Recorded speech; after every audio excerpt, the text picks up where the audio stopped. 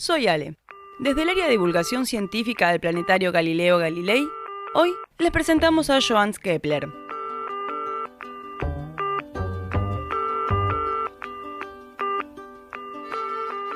Acompañado durante toda su vida por la obsesiva idea de dar cuenta de la armonía del universo y guiado por una férrea concepción religiosa, Johannes Kepler aplicó toda su precisión matemática para generar leyes que resultaron fundamentales para la historia de la ciencia. Discípulo y colaborador del mayor observador pretelescópico de toda la historia, Tycho Brahe, Kepler se basó en sus magníficos registros observacionales para abrirnos caminos a la organización y el conocimiento del cosmos. Recordemos que Kepler enunció las 3 leyes matemáticas que describen el movimiento de los planetas alrededor del Sol. Además, destruyó los dogmas del círculo y de la esfera, de los que ni Copérnico ni Galileo pudieron separarse. Sin olvidar que esbozó los lineamientos iniciales de la fuerza de gravedad, descrita posteriormente por Isaac Newton. Tengamos en cuenta que Kepler nació en el año 1571 en la localidad alemana Weil der Stadt, a unos 30 kilómetros de Stuttgart, en el seno de una familia luterana en decadencia. Si bien podríamos decir que no tuvo los padres modelos, pensemos en un padre mercenario que desaparece en el exilio en 1589 y una madre que sorteaba acusaciones de brujería. Estos padres, igualmente, hicieron que Kepler desde pequeño mirara al cielo. Por ejemplo, teniendo él solo 5 años, su madre lo llevó a observar el gran cometa de 1577, observado desde toda Europa y referenciado por astrónomos como Tycho Brahe y Taki ad-Din. Cuando tenía 9 años, su padre le hizo contemplar el eclipse de luna del 31 de enero de 1580. Años más tarde, Kepler estudió lo que había observado y sus explicaciones fueron el contenido de una de sus obras de óptica.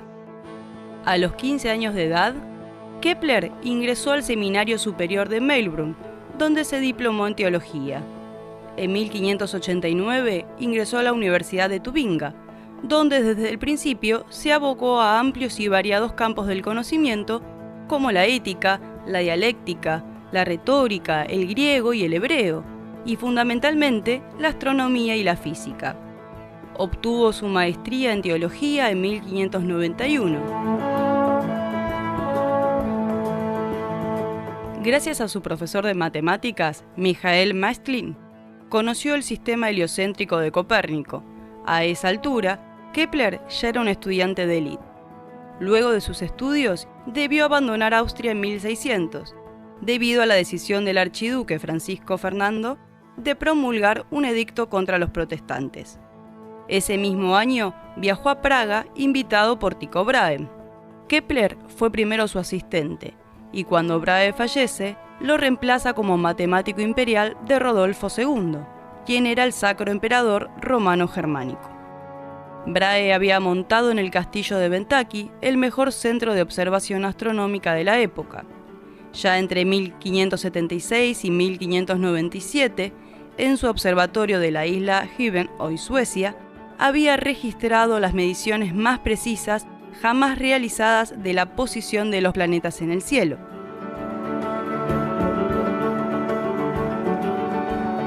A la muerte de su mentor, Kepler heredó su voluminosa colección de datos astronómicos. Con toda esa base, es decir, con toda esa información recopilada durante años, es que Kepler deduciría sus famosas 3 leyes.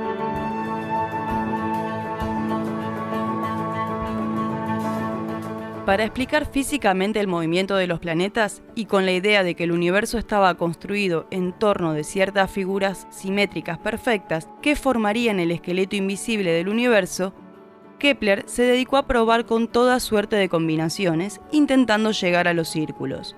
Pero esta incisiva labor lo hizo desembocar finalmente en los óvalos.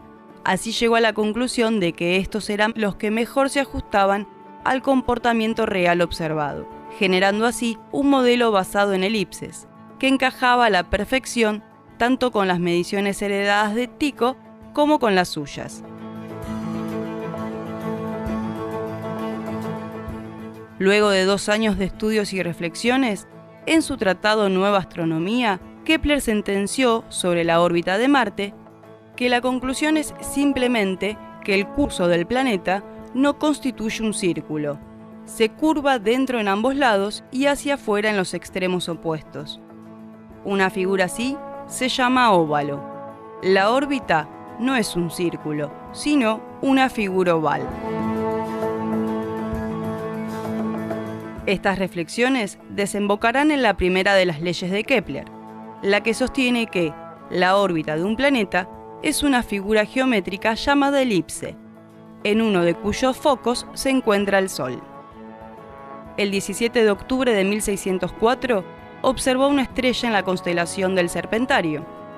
Se trataba en realidad de una supernova, que según los registros de la época llegó a brillar más que cualquier otra estrella en el firmamento. A ella dedicó extensos estudios que quedaron plasmados en su obra sobre la estrella nueva en el pie del portador de la serpiente, lo que hizo que se la conociera desde entonces como la supernova de Kepler.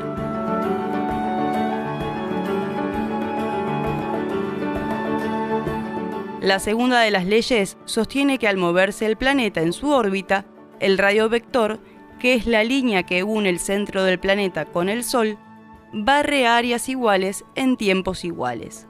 Es decir, cuando el planeta está más alejado del Sol, en su afelio, su velocidad es menor que cuando está más cerca del mismo, en su perihelio. La clave de esta segunda ley es que, aunque la órbita es simétrica, la velocidad en que recorre en cada punto no lo es. Un planeta se acelera al acercarse al Sol, obtiene su máxima velocidad en su mayor aproximación y luego se desacelera paulatinamente a medida que se aleja de la estrella. Finalmente, años más tarde, con una fórmula matemática, sentenciará su tercera ley.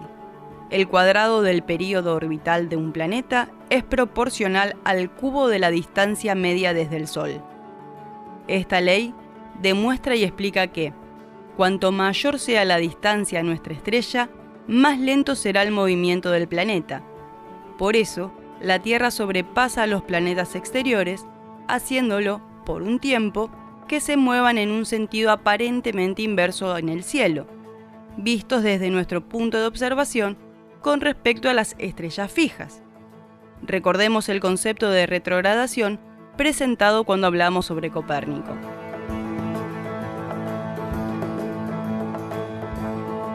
El conjunto de las leyes de Kepler nos permite construir un modelo a escala del sistema solar, teniendo en cuenta la forma de la elíptica de la órbita, la primera ley, la velocidad de los planetas en su camino, la segunda ley, y que con la relación matemática expresada en su tercera ley, podemos relacionar directamente su velocidad y el período orbital con su distancia al Sol y viceversa, pudiendo crear así un modelo esquemático del sistema solar.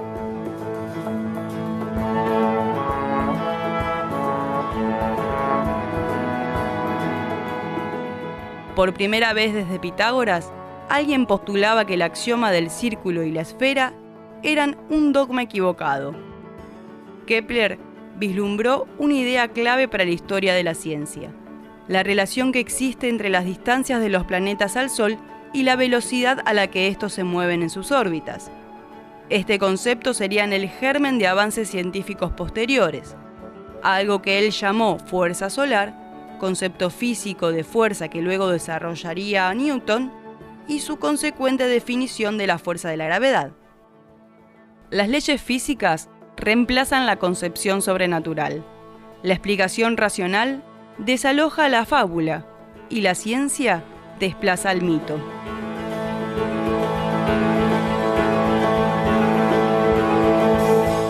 Para finalizar, los invito a ingresar a nuestra página web planetario.gov.ar y así recorrer sus diferentes secciones. También pueden seguirnos en nuestras redes sociales. Recuerden, Planetario BA. Ahora sí, les dejo un saludo hasta el próximo audio.